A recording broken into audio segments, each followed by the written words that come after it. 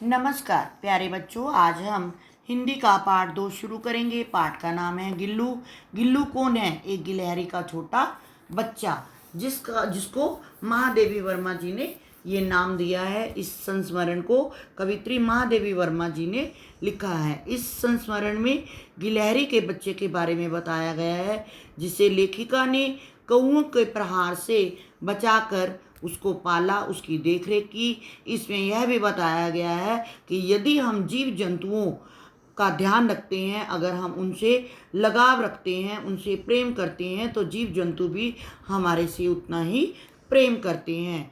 अब हम पाठ शुरू करेंगे। आप पेज नंबर 13 निकालेंगे, पेज नंबर 13। सोन जूही में आज एक पीली कली लगी है। सोन जूही एक लता है, उसमें एक पीली कली खिली है। कली यानी कि बिना खिला हुआ फूल, जो पूरी तरह से नहीं खिला हुआ होता, उसको कली कहते हैं। इसे देखकर अनायासी उस छोटे जीव का स्मरण हो आया। स्मरण मैंने याद आई, उसकी याद आ गई, जो इस लता की सघन सघन मैंने गहरी हरितिम। हरितिम क्या होता है? हरियाली, हरी हरी घास, हरी झाड़ियाँ, हरे पेड़ पौधे, उसमें छिप कर बैठता था और फिर मेरे निकट पहुंचते ही कंधे पर कूदकर मुझे चौंका देता था, मुझे हैरान कर देता था। तब मुझे कली की खोज रहती थी। मैं उस कली को देखने के लिए लालायित रहती थी। पर आज उस लघु प्राण की खोज है। लघु प्राण मीन्स छोटा जीव। परंतु वह तो अब तक इस सोन जूही की जड़ में मिट्टी होकर मिल गया होगा, यानी कि मृत्यु को प्राप्त हो गया होगा। कौन जाने कि इस स्वर्णिम कली के बहाने वहीं मुझे चुकाने ऊपर आ गया हो। स्वर्णिम इस सुनहरे रंग वाली, इस सुनहरे रंग वाली कली के बहाने मुझे हैरान करने के लिए ही ऊपर आ गया हो। अचानक एक दिन सवेरे कमरे से बरामदे में आकर मैंने देखा कि 2 कौवे एक गमले के चारों ओर चोंचों से छुआ जैसा खेल खेल रहे थे। इसमें लेखिका जी ने कहा कि अचानक एक दिन सुबह कमरे से मैंने बाहर बरामदे में देखा कि 2 कौवे गमले के चारों ओर चोंचों से एक दूसरे को चोंचे मारते हुए खेल खेल रहे थे आपस में। यह काकभुशुंडी भी विचित्र पक्षी है। काकभुशुंडी किसको बोला गया? कौवे को। विचित्र, विचित्र मैंने अनोखा। यह कौवा भी अनोखा पक्षी है। एक साथ समादरित, अनादरित, अति सम्मानित, अति अवमानित। समादरित यानी कि सम्मान के योग्य, अनादरित यानी कि उसकी डिसरिस्पेक्ट करते हैं, उसे कोई सम्मान नहीं देता। कहीं पर तो कौवे को सम्मान दिया जाता है, लेकिन कहीं पर उसको अपमान दिया जाता है। हमारे बेचारे पुरखे ना गरुड़ के रूप में आ सकते हैं और ना ही मयूर के। मयूर किसको बोलते हैं? मोर को। ना हंस के। उन्हें पितृपक्ष में हमसे कुछ पाने के लिए काक बनकर ही अवतीर्ण होना पड़ता है।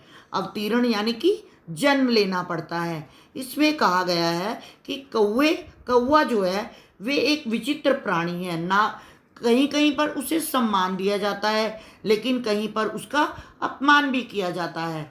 कई जगह ये मान्यता है कि सुबह सुबह अगर कौवा घर में बोलता है तो कहते हैं कि हमारे घर में आज कोई मेहमान आएगा।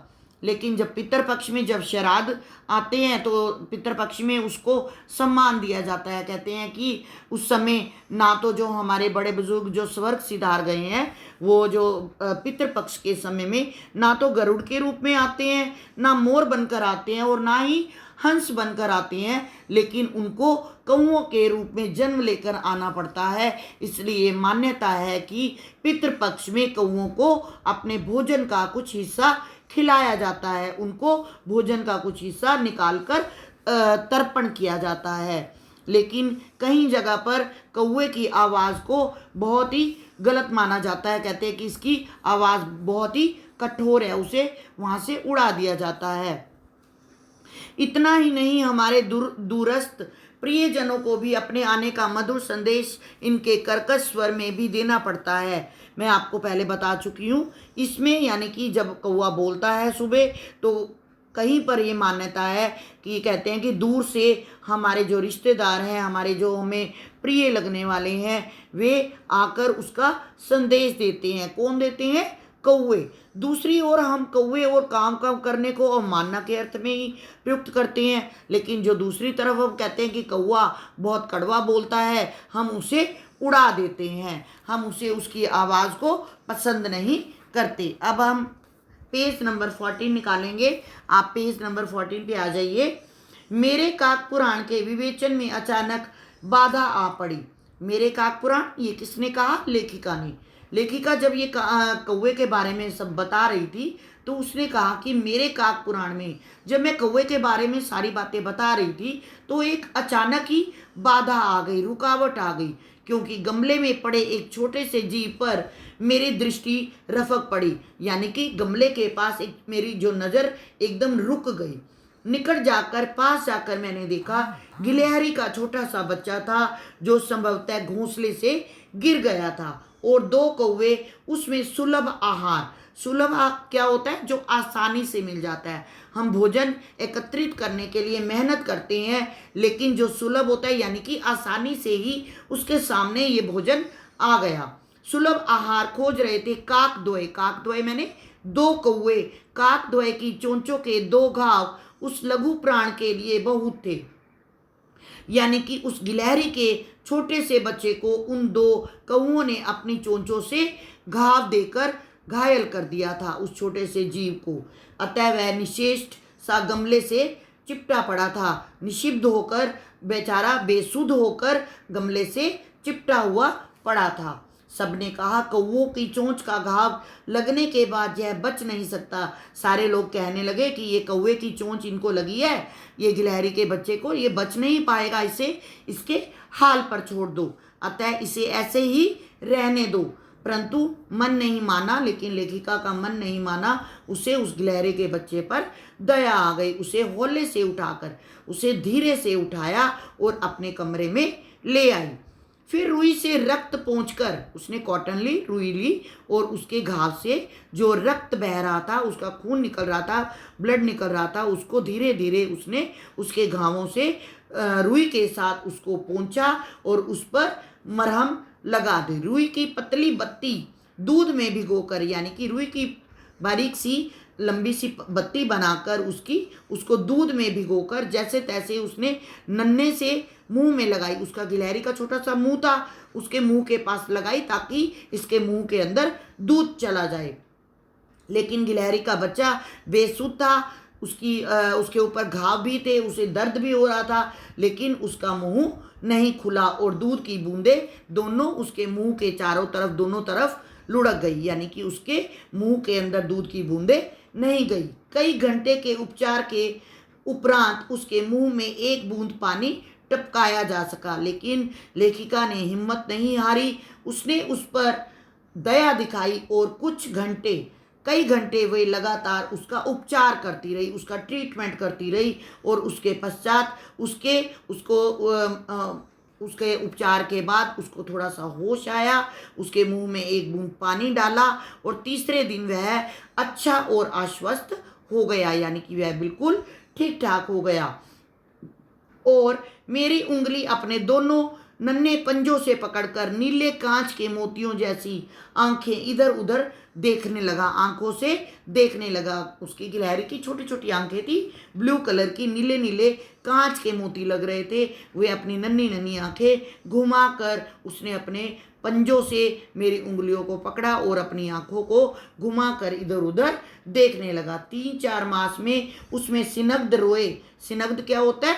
मुलायम, सॉफ्ट, झब्बेदार पूंछ और चंचल चमकीली आंखें सबको विस्मित करने लगी। विस्मित मीन्स हैरान करने लगी। धीरे धीरे 3-4 महीने हुए, धीरे धीरे वह गिलहरी का बच्चा बड़ा होने लगा। उसमें आपने देखा होगा कि गिलहरी के बॉडी के ऊपर धारियां होती हैं। झब्बेदार पूंछ और चंचल चमकीली नीली नीली आंखें थी, सबको हैरान करने लगी। हमने उसकी जातिवाचक संज्ञा को व्यक्तिवाचक रूप दे दिया, यानी कि जो एक पर्टिकुलर गिलहरी थी वो जातिवाचक संज्ञा थी, हमने उसे उसका नाम दे दिया। क्या नाम दिया था? मैं आपको पहले बता चुकी हूँ। लेखिका ने उसे नाम दिया गिल्लू और इस प्रकार हम उसे गिल्लू कहकर बुलाने लगे। लेखिका ने उसे गिल्लू नाम दे दिया और गिल्लू कहकर बुलाने लगे। मैंने फूल रखने की एक हल्की डलिया में रुई बिछाकर, हल्की डलिया यानी कि जिसमें फूल रखते थे, वो छोटा सा डोना होता है जैसे छोटा सा पोट, उसके ऊपर डलिया यानी कि मिट्टी की जो डलियाँ थोड़ी सी रख के ऊपर रुई बिछाकर उसने तार से उस खिड़की पर लटका दिया। वहीं पर 2 वर्ष गिल्लू रहा, वहीं लेखिका ने रस्सी से उसे लटका दिया। 2 साल तक गिल्लू लेखिका के घर में रहा। वह स्वयं हिलाकर अपने आप ही घर में झूलता था। झूला जो रस्सी से बांध रखा था अपने आप ही झूलता था और अपनी कांच के मनकों जैसी आंखों से कमरे के भीतर और खिड़की से बाहर ना जाने क्या क्या देखता समझता था। वे अपनी जो मनकों जैसी, मोतियों जैसी, जो कांच जैसी उसकी छोटी छोटी नीली आंखें थी, वह कभी कमरे में देखता, कभी खिड़की से बाहर देखता। ना जाने वह क्या समझता था और क्या देखता था। वो चारों तरफ अपनी नजरें दौड़ाता रहता था, परंतु उसकी समझदारी और कार्यकलाप, कार्यकलाप मैंने जो वो गतिविधियां करता था, जो कार्य करता था, पर सबको आश्चर्य होता था। वो कभी ऊपर जाता था, कभी नीचे जाता था, कभी बाहर देखता था, कभी अंदर देखता था, तो सभी को उसके जो कार्य वो करता था, जो गतिविधियां करता था, सारे उससे आश्चर्य में पड़ जाते थे, सारे उससे हैरान हो जाते थे।